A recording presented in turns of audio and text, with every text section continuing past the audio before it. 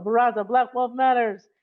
Have a very interesting conversation with university professors as well as people in the crypto ecosystem. Okay, what we'll do is we'll take everyone take about 3 minutes and give some background information on yourself and how you're connected to the topic. We'll go in this order. I'm not going to interrupt. So when one person finishes, the next person start. We're going to go with Dr. Ball. Greetings, everybody. My name is Jared Ball. I'm a professor of Africana Studies and Media Studies at Morgan State University, author of The Myth and Propaganda of Black Buying Power, co-founder of Black Power Media, and host of I Mix What I Like, and it's a pleasure to be here. Hi, everybody. My name is Raven Moore. I'm a CPA in the state of Texas, and in the crypto, I'm big on education. I'm a partner at a company called Crypto EQ, and we provide unbiased cryptocurrency research. My name is Obi Agbuna Jr. I'm a journalist. I'm the U.S. correspondent to Zimbabwe's national newspaper, The Herald. I'm the U.S. correspondent to Southern African Times newspaper. I'm a children's playwright. I'm the co-founder of the Mass Emphasis Children's History and Theater Company, and I'm an African history teacher. I've been teaching for 31 years, primarily K through 12, and I am here at the invitation of one Mr. Sinclair Skinner. I'm Terry Friedline. I'm from the School of Social Work at the University of Michigan. And so I'm an educator and a researcher there on financial inclusion and banking and finance. And I'm looking forward to talking and learning with all of you this afternoon and appreciate the invitation. I think someone was in the room that wasn't supposed to be in the room. So here's the elephant in the room. Does Black wealth even matter? Isn't money green? Isn't, a dollar, a Bitcoin? What does it actually matter? Who wants to take that? I'll start. I think Black wealth definitely matters. Growing up, we didn't have very much money in my family. So it really is about starting from what little we do have and growing it where we can. And I think Bitcoin and cryptocurrency really brings an opportunity to grow wealth kind of exponentially. So with that being said, my purpose in life is to get this out to as many people as I can so they can help themselves and then be able to teach others in their family and in their circle around them. So Black wealth certainly matters. It's just that Black people don't have any and are, through public policy and design, kept from accessing it, as are a majority of even white folks within a white supremacist capitalist society. The mythology is that investment and speculation or technology can change that.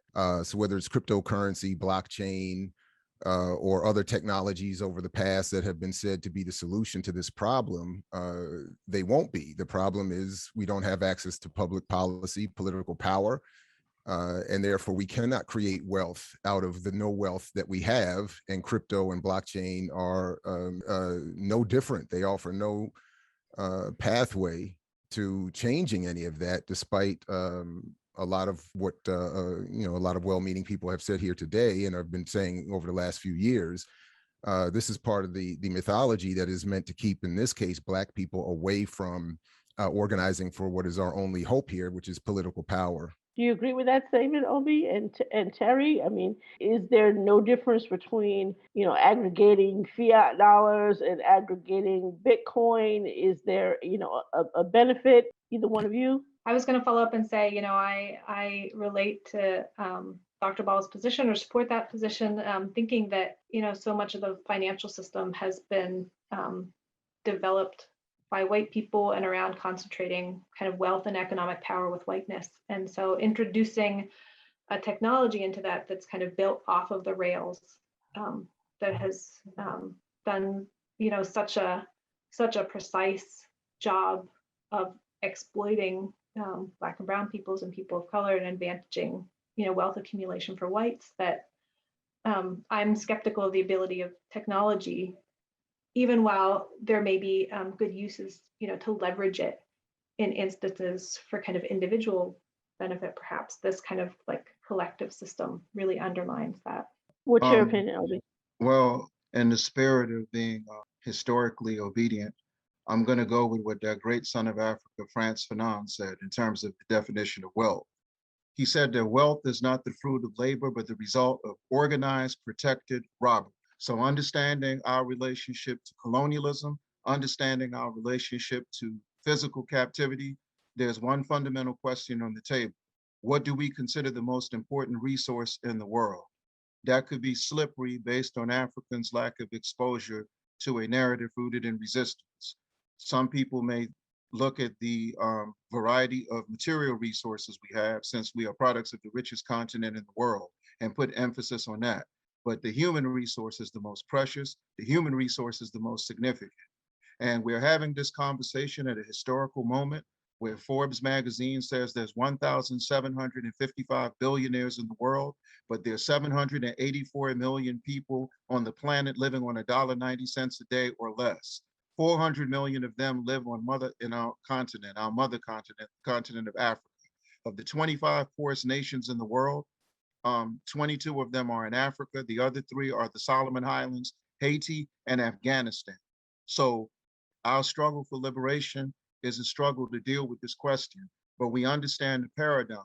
We are supposed to use the struggle against racism to gain momentum from capitalism, but that's not the case, because the more it prevails, and it has not failed, it has been very successful. It has created these conditions that we are fighting against. And to expose those conditions is to confront this question courageously, regardless of whatever narrative is fashioned. Well, can't a fiat exodus, because way built Bitcoin is built, the people that are powering the creation of Bitcoin and the exchange of Bitcoin are the people anywhere who have lent their computers to the network.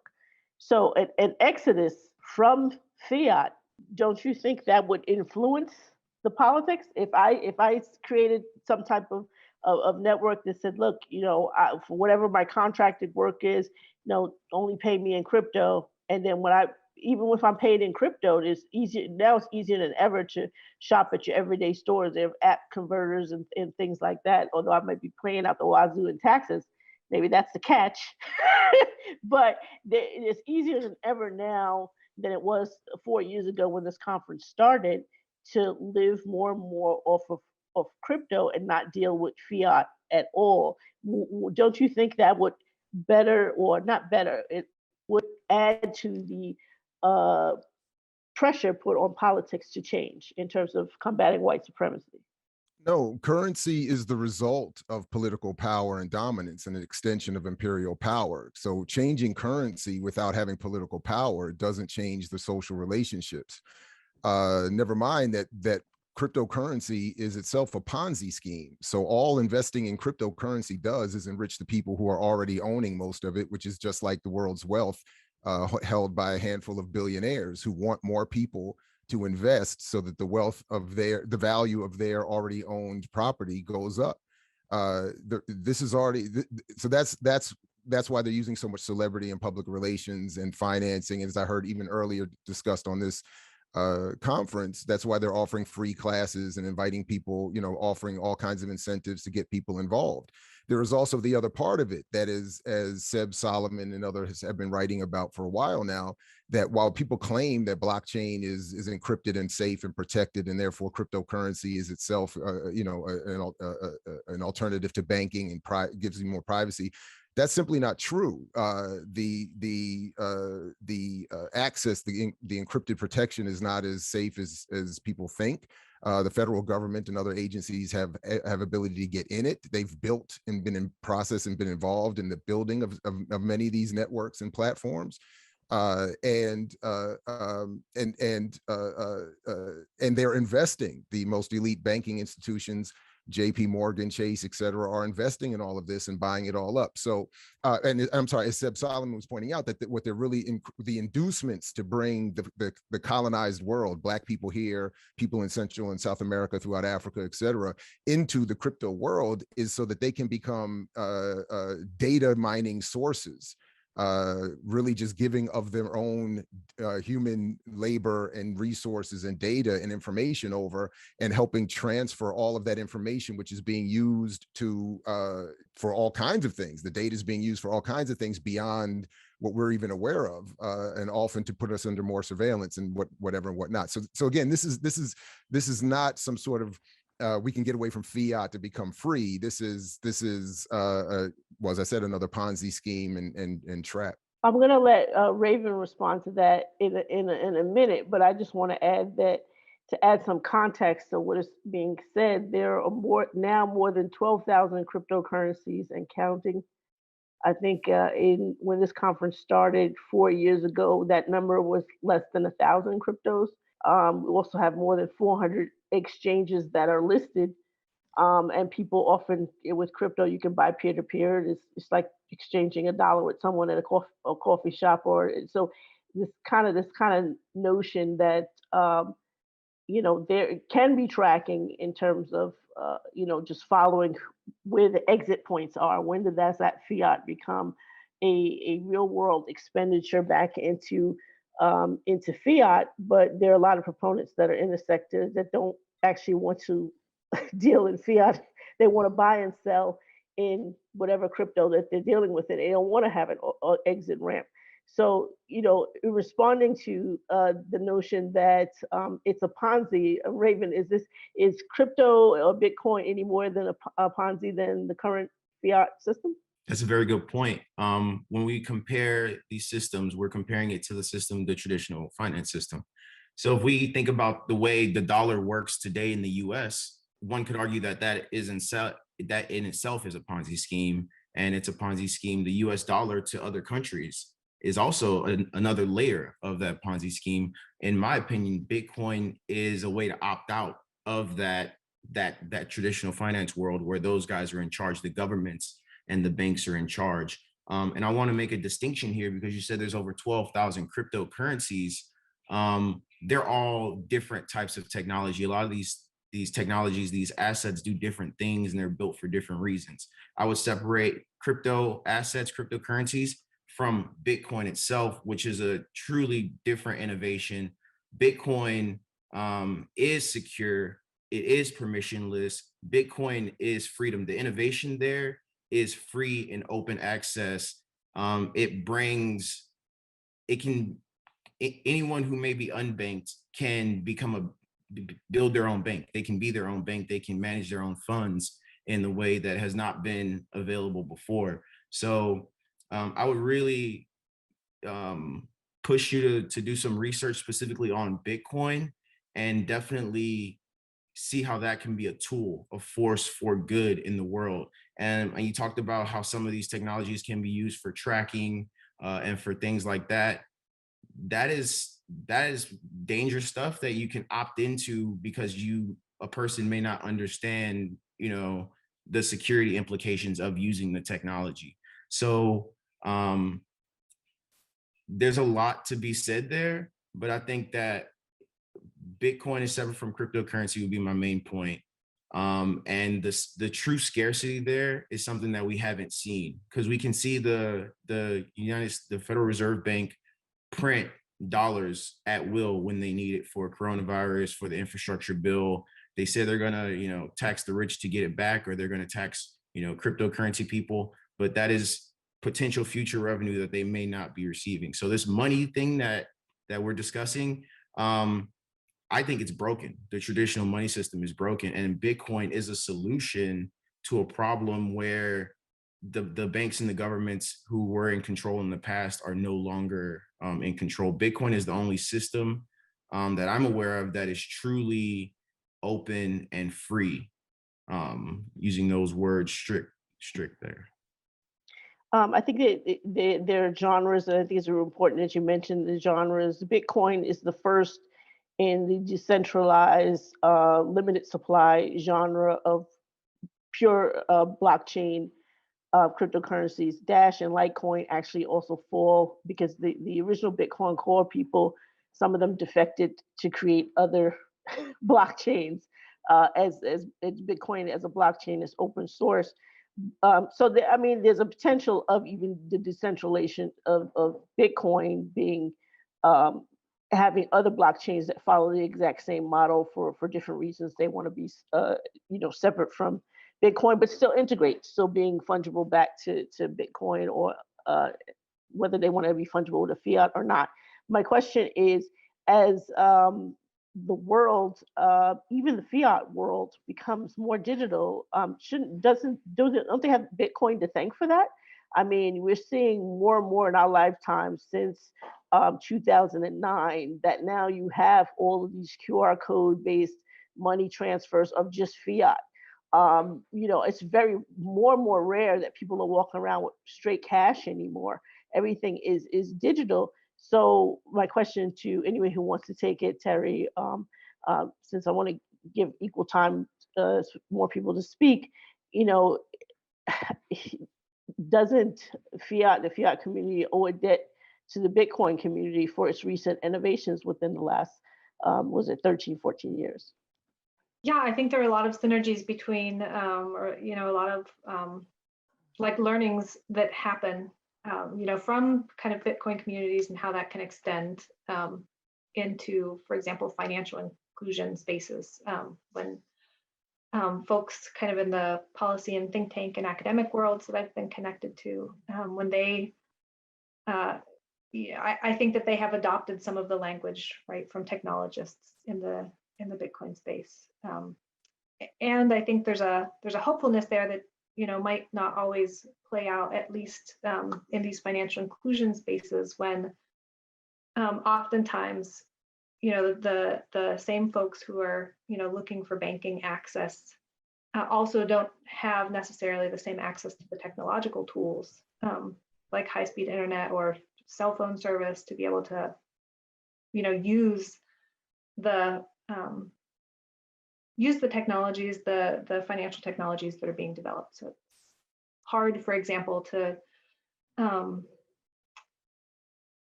balance your bank account through an online banking system without high-speed internet or a computer in your home. And I think that while those technologies are available to some, they're not kind of universally available, and that limits their potential. I, I believe Sorry the about that, reason that, Ovi. oh, okay. I believe that the reason that I was brought here is in the spirit of being an organizer and to offer some solutions. Back in 2007, we introduced Mr. Skinner to the Zimbabwe government. And since then, he has been using this tactic to deal with the sanctions on Zimbabwe, the Zimbabwe Democracy and Economic Recovery Act of 2001. Many, many years ago, another great fighter in Africa, Acme Sekou Touré, leader of the Guinean Revolution, confronted with the same question, he said, "It is not the adaptation of political action to economic action. On the contrary, it is the use of economic activities for political ends. The way that you will distinguish yourself in this capacity is by the political activity you pursue with the resources that you're trying to generate." Right now, we know that the corona pandemic is one of the main issues in the world that everyone is struggling with. And you also know that the country that is at the face of eradicating this genocidal pandemic is Cuba. If you know anything about Cuba, you know about their healthcare system. You have focused on their work on the African continent. They have 4,000 doctors on the African continent performing a multitude of miracles. You remember 6 years ago where they went into Sierra Leone, they went into Guinea, they went into Liberia, and they dealt with the Ebola pandemic. So at a time where the United States Agency for International Development, since its inception in 1961, has been practicing on the African continent nothing but all-out political blackmail, since George Bush has reinvented himself as a born-again humanitarian through his foundation and his exploits in Africa, you know what the Gates Foundation has done. What we are suggesting that those of you in this particular space you can consider doing is you can take a look at the work that Cuba is doing on the African continent, and you can create a resource pool for their work on the African continent. Right now, we are targeting Zimbabwe. Their work in Zimbabwe, their work in what's called South Africa, their work in Eritrea, their work in the Democratic Republic of the Congo, their work in Liberia, their work in Nigeria, their work in Ghana. We had to include Ghana in the equation because at this moment, our people are going to Ghana like gamblers go to Atlantic City and Las Vegas. So this is a practical example of what you can do if you're willing to do the advocacy, if you're willing to have the discussions, if you're willing to strategize, if you're willing to organize around it. So I would never dream of coming here and tearing down your platform, talking being a messenger of doom and gloom, if you will, but not offer you some activity that you can seriously think about, seriously strategize around, And as a matter of fact, Mr. Skinner and I have been talking about figuring out a way how we can support the Cuban doctors in Zimbabwe, where they have over 100. So that, for me, it's about engaging your sector of our community and taking a look at what these resources can be, how they can be utilized to intensify our resistance. So based on my limited understanding in the scheme of the current economic paradigm in the world, I'm looking at how we can use these resources and provide our people an alternative to the United States Agency for International Development, to the National Democratic Institute, to the National Endowment for Democracy, and the International Republican Institute, as we have gone from what we call COINTELPRO to OINTELPRO, overt intelligence, making those four institutions the biggest threat to world peace and world stability on the planet at this historical moment. So, Dr. Ball, what, based on from your perspective, what would make our community wealthy if we were to stick with the current fiat system? You know, what are we doing wrong? We've been with this current fiat system since, you know, fiat was introduced into the Americas, so to speak, and we have not been able to acquire wealth within the current paradigm. So if it's not crypto, then what? So I'm not advocating defense of the current fiat economic system. I'm saying it's also rigged and a hustle as well. And I wouldn't also describe it as what we've done wrong, as opposed to what we've been struggling within, you know, more akin to an internally held colony within the most powerful country in the history of the world that targets our struggles with every manner of the resources and every part of the resources that it has at its disposal. So I don't think it's that so much as what we're doing wrong as how we're being targeted. And this is one of the many schemes and mechanisms that has been deployed against our community in the struggle in this country for a long time. That is to willfully, consciously encourage engagement in this economic and even political system as it's set up, as is standard, as is made the norm, and encouraging us through all kinds of mythologies to, you know, become more financially literate, invest, save, work hard, all, you know, start a business. All of these have been consciously wielded as psychological weapons to keep us distracted and focused elsewhere from what is our only real hope, which is political power to impact the public policy mechanism of this or any society that we are in. And then at that point, what we would be doing is creating policy that redistributes the wealth we are all contributing to the creation of already. We already contribute to a $20+ trillion GDP in this country that through public policy is redistributed upwards towards the less than 0.1% of the people in this country. So it's not an issue of what we're doing wrong, other than we're not organized. We're being encouraged away from organizing politically into the kinds of movements and organizations and efforts that are required.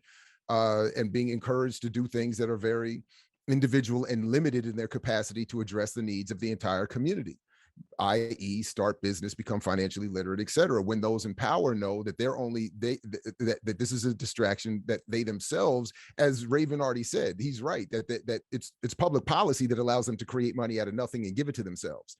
It's public policy that allows them to not pay taxes despite making all the money in the world. It's public policy that determines how much we will be paid, or what is even wealth, and how it's defined and how it's distributed.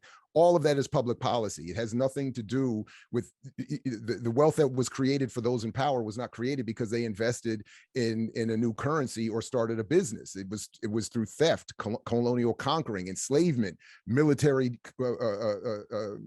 dominance, to set up a political apparatus that allows them to determine how society will run against us and for themselves. So that's what we need to be focused on. And I would encourage people to join. So to a certain extent, I agree that if the goal, and this is the part I never hear in discussions about business, investing, or crypto and blockchain, if the goal is to create some pools of resources that can be used to impact a political struggle, I would agree with that and support that. but what's being done is what we're being told is that through these processes, we can become free. We can become equal and wealthy just through these investments and engagements with crypto or some other business apparatus. And that's what I'm saying is not real and not true, and part of the mythology that has been intentionally imposed on us for 150 years at least. So anyway, so we need a system where there's equality of outcome, not of opportunity, and that requires political struggle. I have my thoughts, and I definitely want Terry and Raven to input after I give a few of my thoughts. But my thoughts is, I think narrowly you're looking at it from what is most marketed about crypto. Buy and hold because it's going to go up. It's an investment, that sort of thing. Whereas there are actual companies that we're not necessarily funded to build, but others are. So, for instance, I did an interview with Ashish Gadnis, who is the CEO and founder of a company called Bank U. And all he did was he recognized the problem with the most impoverished in different countries of Africa, the miners, the farmers, the recyclers, not being considered a part of the supply chains, of corporate supply chains, even though what they were gathering and what they were doing would ultimately end up in a brand supply chain, such as Anheuser-Busch in making beer. The farmer that does that grain stuff is considered zero, not one. The SME, the small medium enterprise, is level one. So because they're level zero, they can't get bank accounts in their respective company. They're not even recognized. They can get plenty of all the loans they want, but they can't get bank accounts to help to get their compensation for what they're doing. So all he did was put a blockchain solution in between and said to the corporations, will you give them directly bank accounts and pay them directly for the amount of data they can provide on what they're providing at level zero. So if I'm collecting this amount of data and we know that the person that's a level one agrees that this is what they collected it, which you pay them. So the level ones don't have to pay them, the corporation said yes. So now you have circumstances where he can take the most impoverished of the world and get them whatever currency they want. And most of them are choosing fiat. So that's good news for the fiat world. Get them paid. Now that they have a currency, now they can flip and get bank accounts. they can pay bills and other types of things. And not to say that everyone has a bill, but they can do things like school fees. So they might not respectively have electricity or some type of utility in which they could do, but that school fee now denotes them paying something, and now they can get a regular old bank account. So it's almost like this ecosystem solve something that the traditional fiat world was unwilling to solve. I get all of that. It just doesn't lead to wealth. That's not a wealth producing. Becoming part of the supply chain and getting a bank account is not how communities build wealth. That's not going to change any. That has been going on for a long time. That's been part of the encouraged method of struggle in this country imposed on us when COINTELPRO wipes out our leaders and assassinates and exiles our leaders. They bring in new leadership that says, get us a contract from a corporation, get us into the supply chain, and a few more Black people in positions in that supply chain will do better, and then they can start to improve their conditions. That's not how. That's an old con. It goes back to my point about the data mining thing. That we're being brought in to become human data miners. So all the data they're giving is is worth far more to those giving them a bank account than the wealth they'll be able to generate from that bank account. So that's all I'm saying. I fully understand. I think what's happening here is that people who engage in crypto and blockchain do so, I think, without a full comprehensive study and appreciation for how the economy and the global or national economy works. And they keep thinking that these are pathways to circumvent that economy, and it's not. Anyway, but Raven or Terry, do you have anything to add to the greater understanding of the potential of wealth bringing that Bitcoin and crypto can add?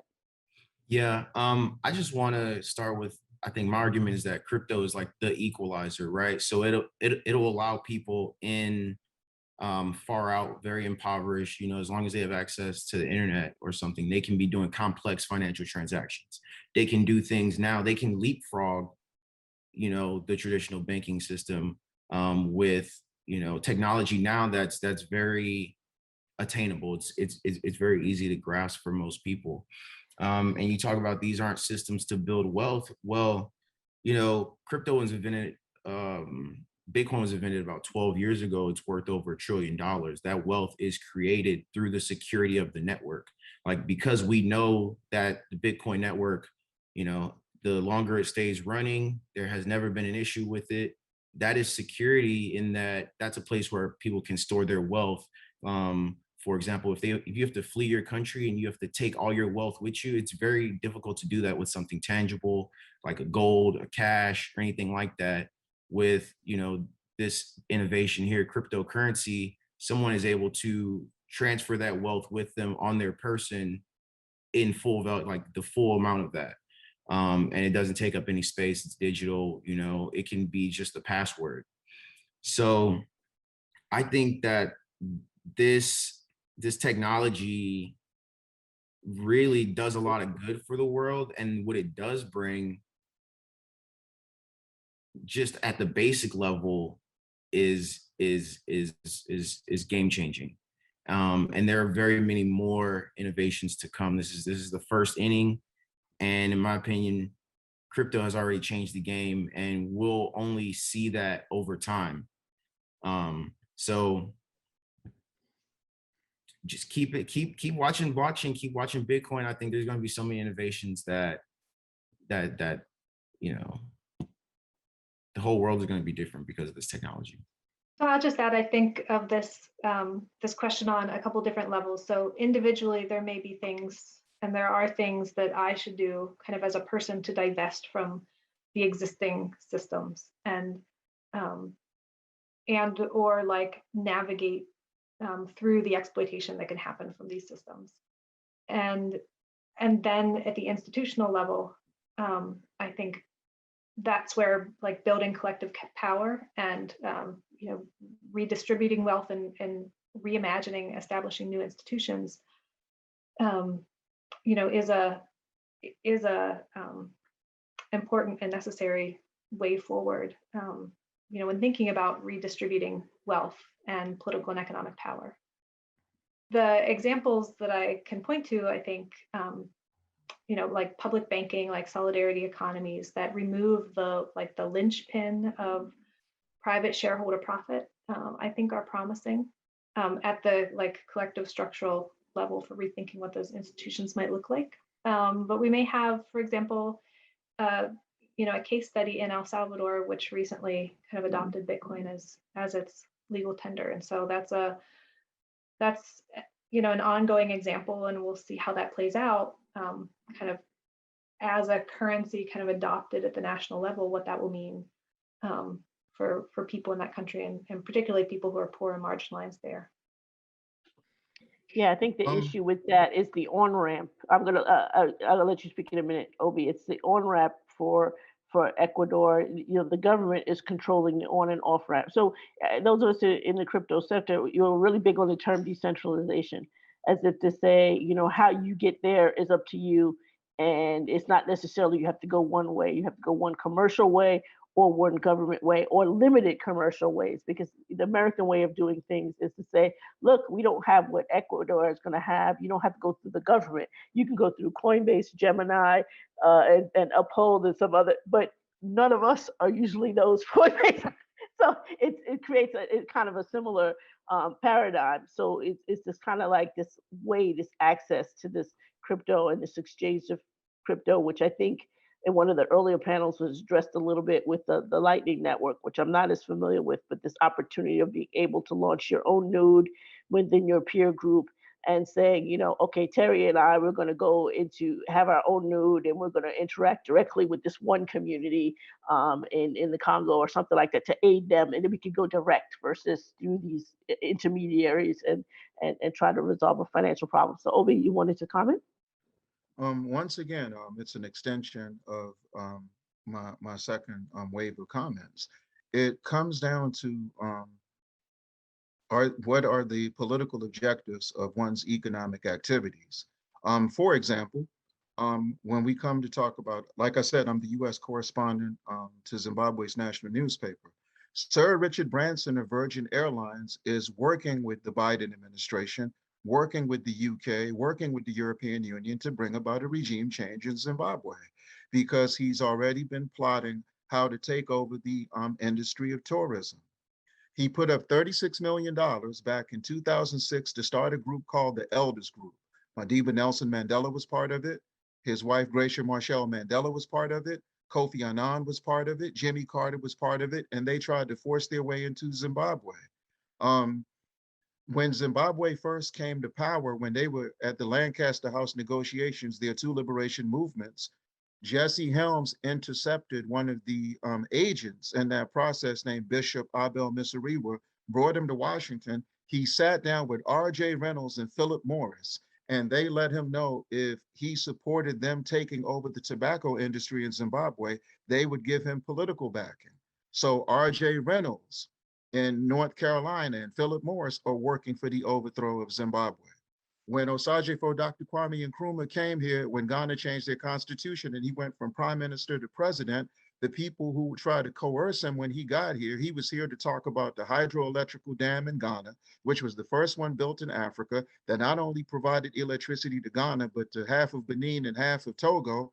But the New York Cocoa Board of Trade wanted to speak to him about cocoa, and the Hershey family wanted to speak to him about cocoa. So they helped British intelligence and the Johnson administration overthrow him in Ghana. So once again, and when you talk about the Congo, you just mentioned the Congo, and we go back and remember the butchering of Patrice Lumumba, where John F. Kennedy said, don't assassinate him, but make sure he doesn't come back to power. And Eisenhower said, just eliminate him outright. We know about the role of the Democrats, the role of the Republicans, the role of the CIA, but we never bring up the role of CNP Telephone Company. They were involved. At this particular moment, there's a wicked white man on this planet causing all type of disturbances named George Soros. In Zimbabwe, he's financing 350 of the 400 civil society groups in Zimbabwe. Here in the United States, he purchases our organizations comparable to the way our ancestors were purchased at what are commonly referred to as slave auctions. So if we're talking about having economic activities that are can be politically distinguished from what the imperialists do, politically distinguished from enhancing a neo-colonialist agenda in Africa or a neoliberal agenda in Latin America, then it is something worthy of exploration. But those who engage in this economic activities, you must have an idea of the political sensibilities in the world. You must have a commitment to a fundamental change of the political dynamics in the world. That takes precedence over everything we're talking about. If not, all we're doing is making the mistake of propagating the notion that we're opting for comfortable exploitation. And that's why our people in the United States, when we talked about the fact that we're 70% of what is considered the world's extremely poor, we are 21% of the poor in this country, even though we're 12% of the population. So we're basically saying that it's better to be comfortably exploited in the United States and be free anywhere else. And lastly, what this forces you to do is target the countries that are in diametrical opposition to these type of things. So you look at Eritrea right now that has free education and free healthcare, and you see how the Biden administration is going after them. You see how they're going after Zimbabwe, who has a 97% literacy rate. You see how they're going after Cuba, how they're going after Venezuela. So all I'm saying is when we take a look at these things, we have to have the most advanced understanding of the world developments, but a track record of activity and service to position ourselves to make sure that we are not doing things to compromise the most militant forces on earth and not compromise future generations before they take their first steps and their first breath of air. So I think what you're saying is, our roadmap to wealth, or Black people's roadmap to wealth, or as Martin Luther King put it, the poor people's campaign of all type to wealth, we're combating actually three different forces. There's public policy, real there's quickly, but private business industry, I'm private glad you brought business that. interest. But Go Dr. ahead.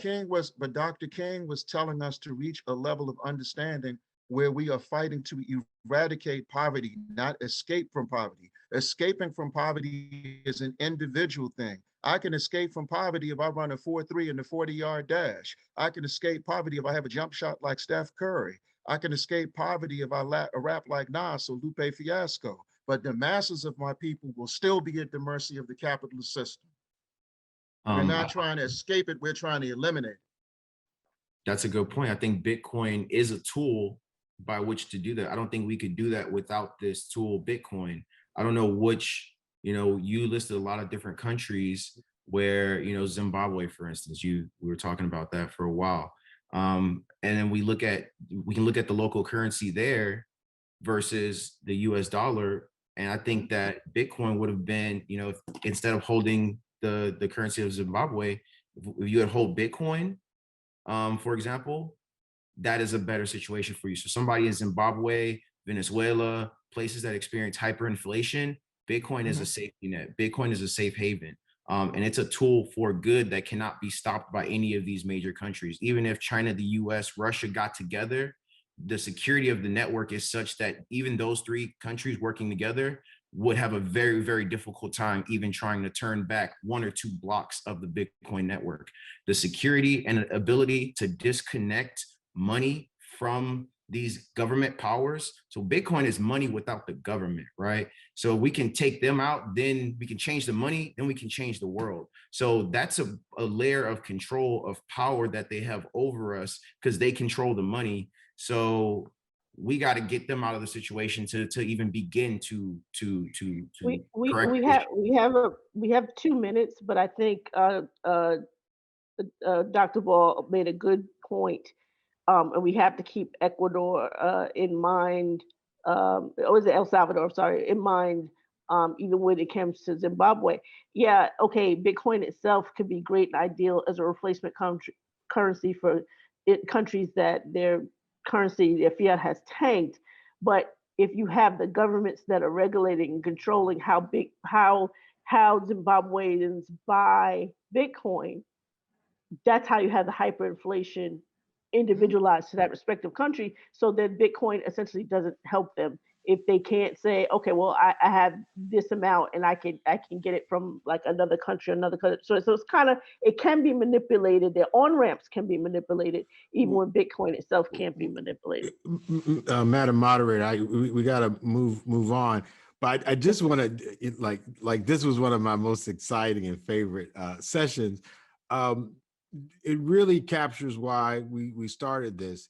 We wanted to have folks in some of these so-called, social science and hard sciences come together because there is a need for a real critique, a real, real assessment of our contradictions. And I think so often we can be isolated in silos and never get a chance to have real conversations. If we're truly saying that we're doing something that's going to help our people, we should invite the criticism. And again, Obi was one of the early folks that we had, but meeting and reading Sister Terry's stuff and Brother Ball, man, whoo, you're so beautiful, Black man. Whoo, you just gorgeous. And happy belated birthday. I think it was a birthday. I've been stalking him on his social media.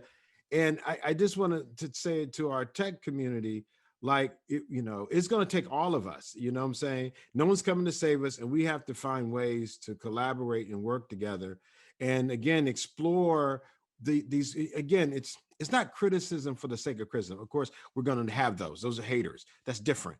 Folks who actually are giving you information to make better decisions with, to help you make better solutions.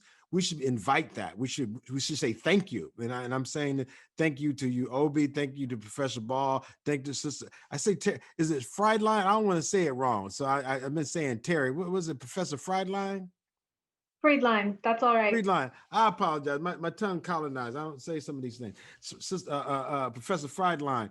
Listen, I'm just so blessed that you guys all have been willing to take time out of your lives to actually share this. And my prayer is that all the people listen will seek you out, and we need to have more folks like this helping us with our projects. Now, even if they don't want to put their name, even they just want to say a couple words to you because they don't want to get too involved with stuff they don't like, we really have to challenge each other to make solutions. And being out here in the arena trying to do it, we all are doing our best. If we can collaborate with those whose intentions at least are honorable. And again, everybody did it in a kind way. Like even the words, like even Ponzi scheme.